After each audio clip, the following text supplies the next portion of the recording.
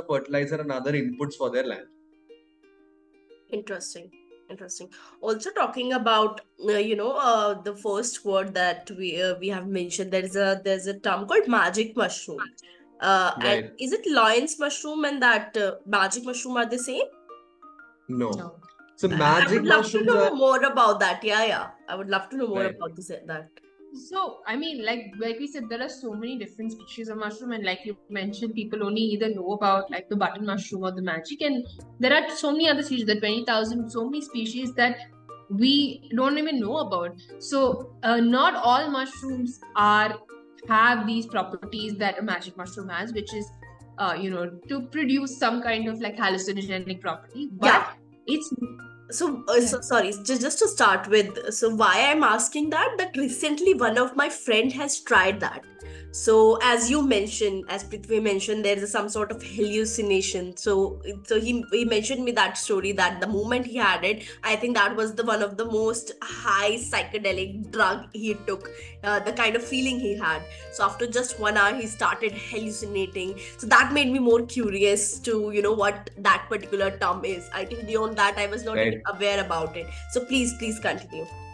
Right. So I think there's a lot of misconception about this because it's labeled as a drug. Let me Right. give you some context. Okay. So in Canada, that was one of the first countries to have a clinical trial with psilocybin. Right. And you should know psilocybin, by the way, is the compound in magic mushrooms which gives you that psychedelic effect. Psilocybin. It's psilocybin. Psilocybin is a compound, Okay. active compound in magic mushrooms, which gives you that psychedelic effect or that altered state or mystical experience. Mm-hmm. So, a lot of people will be like, they took it and they had like a very trippy time or a psychedelic experience, but it's way beyond that. So, let's look at what happened in Canada. So, in Canada, what happened was 15 people with end of life anxiety. They were diagnosed terminally ill with cancer, right? So, they all know that they're going to die. And this was something that they wanted to have because there was already anecdotal research out there that if you can consume this, it can alleviate symptoms of depression, right? It can alleviate serious symptoms of depression and anxiety. So imagine that you're a cancer patient. You have a few months or a few years or some very little time behind. You'll be very anxious. You'll be very depressed. It's called end of life anxiety. Right. So the Canadian government was nice enough to say that, like these are your last days. If this is something that can actually help you live the last few days of your life in peace, then fine, let's try this. And all of these people, they ranked this experience in the top 5 most meaningful experiences in their life, where they were talking about the birth of their first child, the loss of their parents, things that are very, very, very close to our heart. So to just think about this as something that you take and you get high is actually, how do I say, in a sense, taking away so much therapeutic value that this can have and giving so much stigma to a medicine or an agent which can solve one of humanity's biggest issues right now, which is the mental health crisis.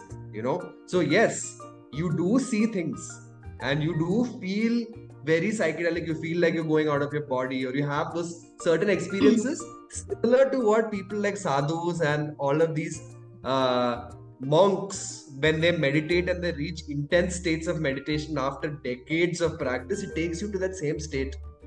Wow. In yoga, you call it samadhi, right? Okay. You call it samadhi, where you're in union with the universe. So it has similar characteristics of those states, but it's way more deeper than just something that you take and to have a good time, because it has so much therapeutic value, and I feel like it's very important for us to also give it the credit that it deserves for the serious things that it can help us with. And the thing is, honestly speaking, right now globally, it's not legal. It's not something that's currently legal. Even in India, it's not legal.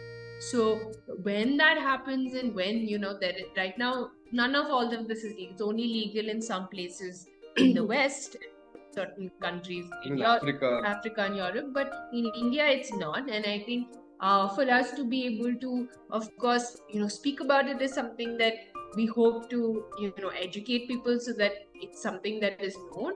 But we must not, I guess we have to always operate with that level of maturity and understand it more as a, it's not always about the recreational aspect of it. It's also about all the aspects of it. So therapeutic aspect. And also another thing that I want to say here is for all the people who listen to this, just because you take magic mushrooms doesn't mean that it's going to cure your cancer or cure your anxiety or your depression.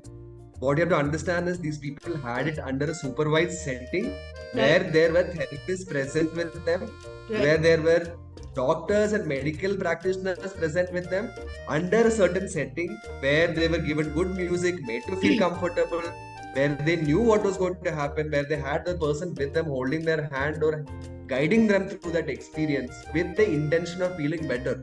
So it's not like you just go and you buy a bag of mushrooms and you eat it.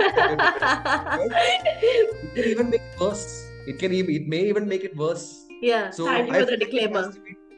It has to be treated with the respect that it deserves.